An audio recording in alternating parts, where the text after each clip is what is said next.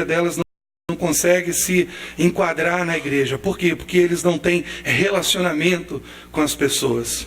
Eles se sentem excluídos, eles se sentem um nada. Uma vez a gente estava lá na Cidade Baixa, eu fui numa das primeiras vezes, talvez a primeira vez, nós estivemos lá e eles estavam reclamando que a prefeitura passa com um carro-pipa e vai jogando água em todo mundo e vai molhando para que eles não fiquem ali. Essa é a postura, é a forma como o mundo trata os excluídos, lavando, jogando para fora, né? Nessa história que nós acabamos de ver aqui agora, do samaritano, do bom samaritano, Jesus fala de atitude. Ele contrasta as atitudes de indiferença de um sacerdote e de um levita, representantes de dois grupos religiosos no tempo de Jesus, e as atitudes de amor de um samaritano, uma pessoa repudiada pelos judeus. Veja que os dois líderes, eles desviam do compatriota espancado pelos salteadores. A atitude deles é essa. Eles enxergam, eles percebem que ali tem um homem que está ferido, machucado, mas eles desviam. A Bíblia diz que eles passam de largo, ou seja, eles se afastam e vão embora. Era óbvio que o homem estava gravemente ferido. Os dois poderiam ter ajudado, deveriam ter ajudado, mas não ajudaram. E em seguida veio um samaritano. Qual foi a sua reação? Jesus disse que o samaritano, vendo-o, compadeceu-se dele, aproximou-se e enfaixou-lhes as feridas. Lucas 33 e 34. O bom samaritano viu e agiu. Ele tomou a iniciativa de cuidar dos ferimentos daquele homem. E isso me fala que o amor, ele sempre procura, ele sempre se incomoda, ele está sempre à procura de um lugar para ser demonstrado, ele se incomoda com a paralisia. O amor age. O sacerdote e o levita, a Bíblia diz que eles não demonstraram amor, eles não fizeram nada, eles não tomaram nenhuma atitude. O amor sempre toma atitude. Vocês lembram daquele texto que fala que Jesus estava numa casa ensinando e chegaram alguns homens carregando um enfermo numa cama, e eles então encontram a casa lotada, a porta da casa, eles não conseguiam entrar, e a Bíblia diz que eles não foram embora, eles deram a volta, subiram, abriram o telhado da casa e desceram aquele homem. Por quê? Por que eles fizeram isso? Porque o amor, ele sempre encontra uma maneira de se manifestar na vida das pessoas. Ele não é preguiçoso, ele não se intimida diante das dificuldades, das lutas, dos problemas, ele não faz isso. Segunda coisa que eu queria falar com vocês. Como podemos demonstrar interesse pelos outros? Ame os desprezados. Vamos ver nesse quadro, enquanto Jesus fala a respeito disso, enquanto Jesus ensina aquele judeu de coração duro a respeito disso, a gente vai ver que, enquanto aquele homem viajava para o seu destino, um judeu foi assaltado, espancado, roubado e deixado quase morto na estrada. A aparência daquele homem não era agradável. Você já viu uma pessoa que foi espancada violentamente, como ela fica desfigurada, machucada, ensanguentada? Ele estava ferido, sangrando e agonizando. Talvez, se não fosse aquele samaritano, ele iria morrer ali naquele lugar com hemorragia interna. Tamanha foi a surra que ele levou. Era uma pessoa fácil de ser desprezada. Os dois líderes religiosos também acharam isso, até se desviaram do caminho para não se aproximar daquele homem e se afastaram dele, a Bíblia diz, rapidamente. Rapidamente. Você pensa que essas coisas não acontecem também no meio da igreja? Acontece muito. Algo que eu vou ensinar a vocês aqui nessa noite, até vocês aprenderem, é que na igreja nós devemos nos relacionar com todo mundo e não apenas com aqueles que possuem o mesmo nível social. Amém? A igreja é um lugar onde ninguém deve desprezar e ninguém deve se sentir desprezado. A igreja tem que ser o pedacinho do céu aqui na terra, senão ela não vai causar o impacto devido na vida das pessoas. A igreja não é um lugar onde as pessoas devam se sentir desprezadas, excluídas. A igreja não é um lugar onde as pessoas escolhem os relacionamentos. A igreja é um lugar onde nós devemos ter amizade, relacionamento com todos. O samaritano, que nem era judeu, ele parou e ele cuidou daquele homem ferido. Ele demonstrou amor por uma pessoa desprezada. Amém? E isso fala algo para nós importante. Mateus fala assim, eu queria até compartilhar com vocês, eu vou fazer isso porque é a palavra de Deus que entra no nosso coração, não são as minhas palavras. Mateus 5, capítulo 5, versículo 46, fala bem assim para nós. Olha o que fala. Pois se amardes os que vos amam, que galardão tereis? Preste atenção que nós estamos falando de coisas presentes e de coisas futuras. De coisas do agora, de atitudes que hoje vão influenciar a nossa eternidade. Olha o que Jesus está falando. Jesus está nos ensinando algo importante nessa noite. Ele diz assim, se vocês amarem, pois, se amardes os que vos amam, que galardão tereis? Galardão fala de recompensa futura. Então, olha o que ele está dizendo. Se, pois, amardes os que vos amam, que galardão tereis? Não fazem os publicanos também o mesmo? E ele fala aqui, olha que coisa interessante. Se saudardes, ou seja, se vocês cumprimentarem unicamente os vossos irmãos, que fazeis demais? Não fazem os publicanos também assim? Se vocês amarem, vou ler numa outra tradução, aqueles que os amam, que recompensa vocês receberão? Até os publicanos fazem isso. E se vocês cumprimentarem apenas os seus irmãos, o que estarão fazendo demais? Até os pagãos fazem assim. Terceira coisa, não há impacto sem contato. Lucas 10, 33, nós lemos aqui agora. Qual é o impacto que o sacerdote e o levita tiveram sobre o viajante? Nenhum. Mas o samaritano produziu impacto. Por quê? Porque ele teve contato.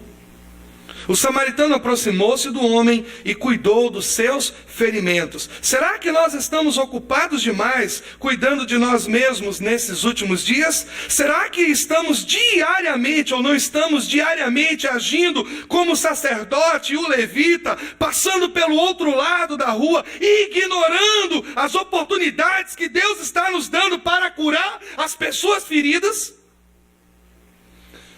Será que falta impacto de nossa parte? Será que cessamos o contato com as pessoas? Eu já estou encerrando. Mas eu acredito que um aspecto ruim dessa época que vivemos é a falta de amor ao próximo. Isso é uma tendência dessa época que nós vivemos. Desse tempo que nós vivemos. Eu queria compartilhar com você também outro texto que está em Mateus 20, 34. Vai para lá. Mateus 20, 34. Nós vemos essa mesma realidade espiritual em Lucas 7, 13. Em Mateus 14, 14, você vai ver em alguns textos do Novo Testamento esta expressão. E é isso que eu queria falar com vocês hoje, que essa atitude, ela precisa ser inerente ao coração de uma pessoa cristã, de alguém que ama e serve a Deus. Mateus 20, 34, fala assim para nós, para o nosso ensino, para a nossa admoestação, para nossa exortação também, para nos animar, nos motivar a sermos assim. Então, Jesus, movido de íntima compaixão, tocou-lhes nos olhos e logo viram e eles o seguiram. Vamos ler juntos? Vamos ler todos juntos? Então, Jesus, movido...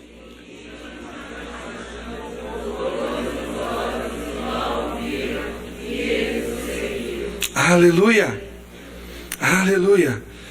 Essa é uma referência à emoção sentida pelo samaritano. Se você vê o texto, se você lembra do texto que nós lemos, a Bíblia diz que ele teve esse mesmo sentimento que a gente vai ver no coração de Jesus em alguns episódios, quando Jesus viu a viúva, quando ela estava na entrada da cidade, havia um funeral, Jesus viu uma viúva chorando, se acabando de chorar, e a Bíblia diz que o coração dele se moveu de forma íntima. E o que ele fez? Tocou no defunto. O que aconteceu?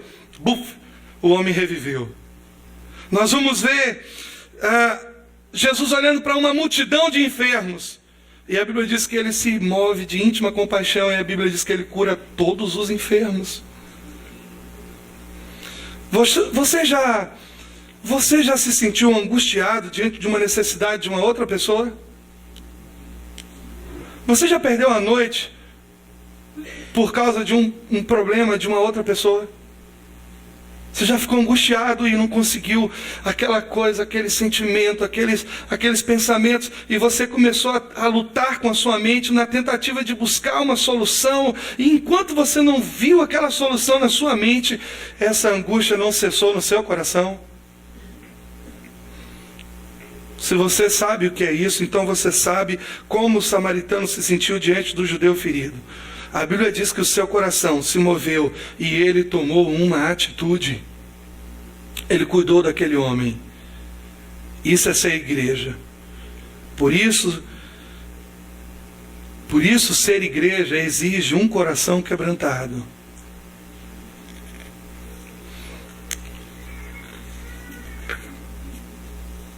Hoje à noite, quando eu penso nessa pregação, nessa palavra, eu penso que nós estamos vivendo num dos momentos, num dos tempos mais difíceis da igreja, de todos os tempos. Essa palavra é para hoje, essa palavra é para mim, é para você também, é para nós. Nós precisamos desenvolver, buscar de Deus um coração mole, um coração quebrantado. Ninguém que tem um coração duro e insensível pode se compadecer diante da miséria, das dificuldades, do problema, das lutas do outro.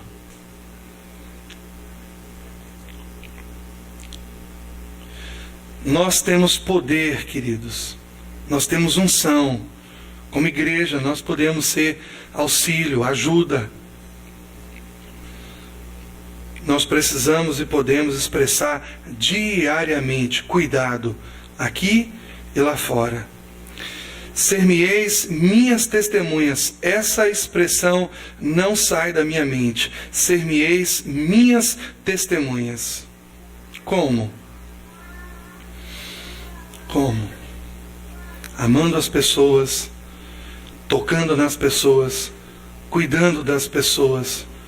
É impossível a sua palavra não encontrar guarida no coração de alguém que você se interessa, que você ama, que você intercede. É só uma questão de tempo para que a sua vida esteja influenciando a vida daquela pessoa de forma poderosa, real, de forma verdadeira. Eu queria que você ficasse de pé nessa noite. Eu queria convidar você para orar comigo. Queria chamar os irmãos aqui do Ministério de Louvor. E eu queria dizer que essa palavra é para hoje. Deus nos deu um coração que estende a mão aos outros. E por isso que nós temos essa capacidade de sermos boas testemunhas. A pergunta é essa: se Deus é maravilhoso, se ser cristão é algo sensacional, se o céu é um local extraordinário, maravilhoso, como a Bíblia diz, por quê? Por que nós encontramos tantas resistências no coração das pessoas para viver aquilo que a gente vive? Por que nós encontramos tanta dificuldade de comunicar essas verdades para as pessoas que nós estamos vivendo?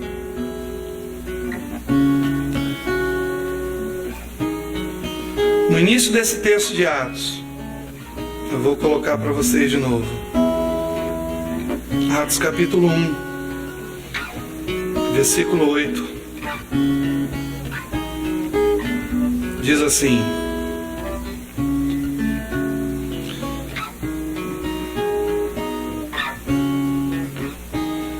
mas, deixa eu marcar aqui para vocês verem, recebereis o poder.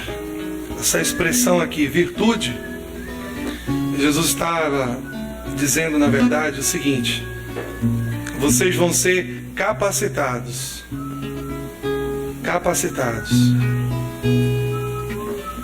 Mas recebereis poder, capacidade, unção. Ela virá sobre vocês e ser-me-eis minhas testemunhas. Jesus não pede para nós sermos testemunhas de qualquer jeito.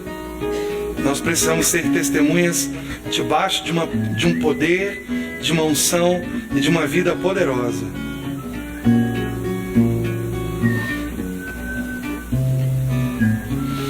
Esse é o testemunho, esse é o evangelismo com impacto. Quando a nossa vida expressa esse poder. Poder para cuidar, poder para amar. Tem gente que acha, sabe o quê? Que quando Jesus está falando disso aí, tem gente que acha que Jesus está dizendo o seguinte: olha, quando você for orar, vai ter uma bola de fogo na sua mão, os capetas vão correr tudo, e aquela bola de fogo, e as pessoas vão ver poder na sua vida.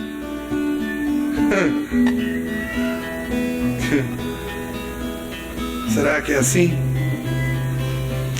Mas recebereis poder do Espírito Santo. Ele vai vir sobre vós, sobre vocês. E vocês vão ser minhas testemunhas. Tem que ter poder, querido, para tocar numa pessoa enferma, doente. Tem que ter poder para desapegar. Aquele homem teve custo com aquele enfermo. Atou-lhes as feridas, derramou azeite, vinho, pagou a hospedagem dele. Tem que ter poder para ser desprendido. Tem que ter poder para desviar para mudar a sua agenda, para mudar a sua rota. Tem que ter poder. Tem que ter poder. Porque senão a gente não faz. Senão a gente não consegue. Tem que ter poder. Tem que ter poder. Tem que ter poder para ter compaixão, para ter amor. Tem que ter poder para olhar para uma pessoa desprezada ou desprezível e desprender atenção, carinho, cuidado. Tem que ter poder. Tem que ter poder para negar a si mesmo. Tem que ter poder. É preciso ter poder. Nós carecemos de poder. Eu preciso de poder e você precisa também. Por isso eu quero orar por você nessa noite. Por mim também. Pai, obrigado pela Tua palavra, que nos alimenta, que nos instrui. Obrigado, Senhor Deus. Obrigado que o Senhor derramou sobre nós, aliás, dentro de nós, um poder tremendo, maravilhoso, sobrenatural, para amarmos e nos edificarmos uns aos outros. Ah, Senhor, derrama sobre nós, ó Pai, em nome de Jesus, dia após dia, esse coração, que nós possamos, ó Pai, nos compadecer, não somente daquelas pessoas que estão lá fora, mas também dos nossos irmãos que estão aqui, Em nome de Jesus, nos dê um coração quebrantado, Senhor. Em nome de Jesus, que nós possamos tomar a iniciativa. Em nome de Jesus, que nós possamos sair do nosso conforto, do nosso ambiente agradável, e aprender a amar e a servir como o Senhor fez. Em nome de Jesus, que nós possamos semear para colhermos galardão no futuro. Em nome de Jesus, que nós possamos ter contato com as pessoas, tocar nelas, ser Cristo tocando nelas, abençoando, suprindo, provendo, curando, atando azeite, vinho sobre elas, sobre as feridas da alma, do coração principalmente. Usa a nossa vida, Senhor. Nos converta, Pai, a Tua palavra. Em nome de Jesus. Amém.